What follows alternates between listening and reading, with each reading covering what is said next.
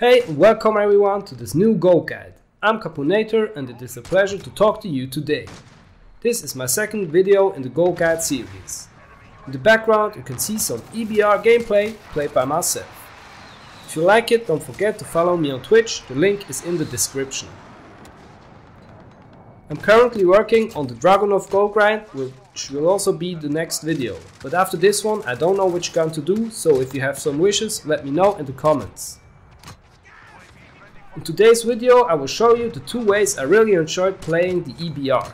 So for this video I will give you one sniper loadout and tips how to play with it, one, let's call it the assault rifle loadout, and how you should play this one. After this I will give you the best tips for each camo challenge and which loadout I was using for doing it. Don't forget that these are my tips and my loadouts, probably you have some better ideas, just put them in the comments. And one last thing, I will not talk about the EBR in hardcore mode generally, just one important thing. This thing is really a beast in hardcore mode for long and short range. It's always a one-shot kill, so if you like to play hardcore, the gun is perfect for you. So the EBR-14 is the first gun in the marksman rifle category. It is unlocked directly on level 1. The gun has a damage of 6t to every part of the body except the limbs and the head. To the head it makes 165 damage and to the limbs 55.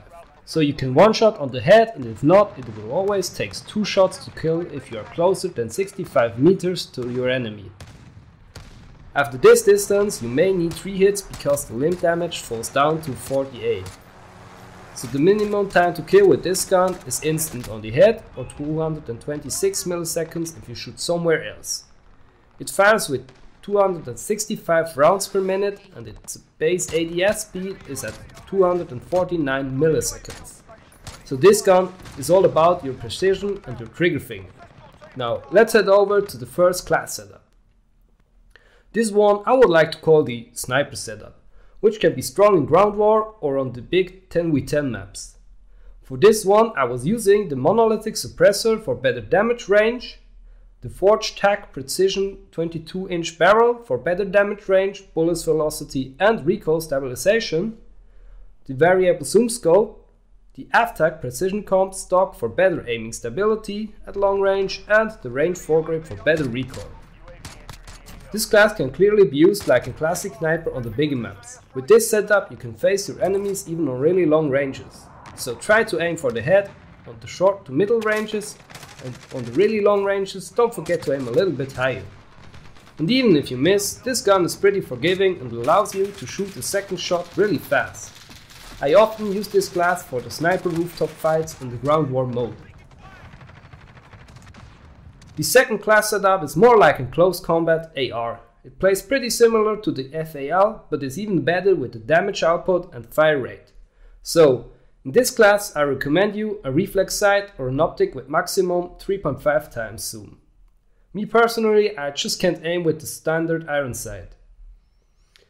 Then next I use the FFS rated chassis Elite stock for faster ADS speed, the 15 bullets magazine because on the short distance you don't want to run out of bullets, the merged foregrip for better recoil control, and at the end the 22-inch barrel once again. I use this barrel even if it slows down the ADS a bit because I like to have a better bullet velocity. If you prefer to use the 1mW laser for better ADS speed, it works also quite well. So next my tips for all the camo challenges. For the spray paint challenge, so all the kills, just play the gun, so we'll reach the kills quite fast. If you really want to make a lot of kills, you can play shootouts, or even better, hardcore shootout or hardcore shipment.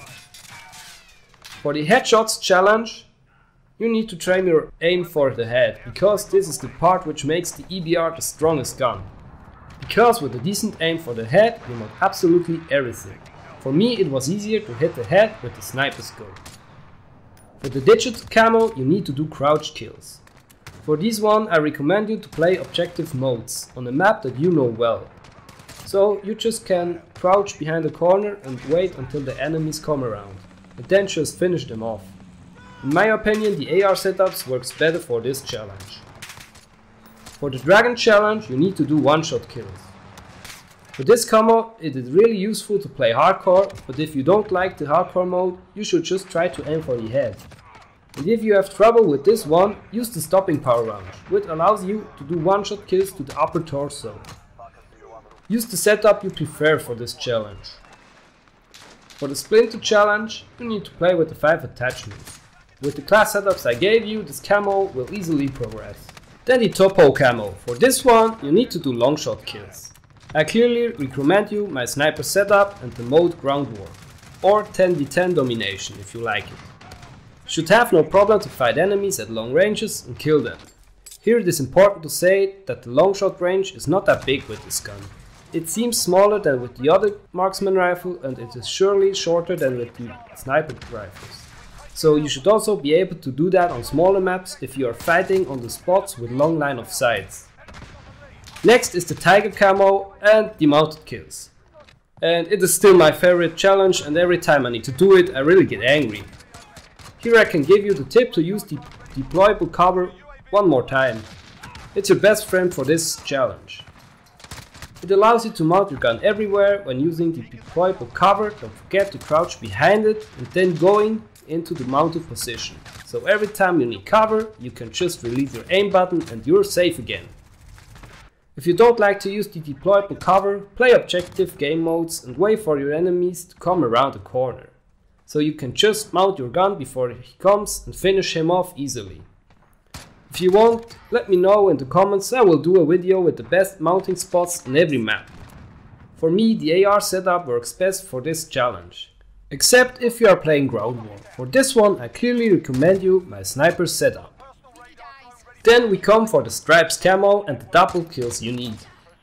For the double kills I recommend you my close combat setup. Then you should play the Shipment or Shoot House playlist, since these are some really small maps with a lot of gunfights and enemies.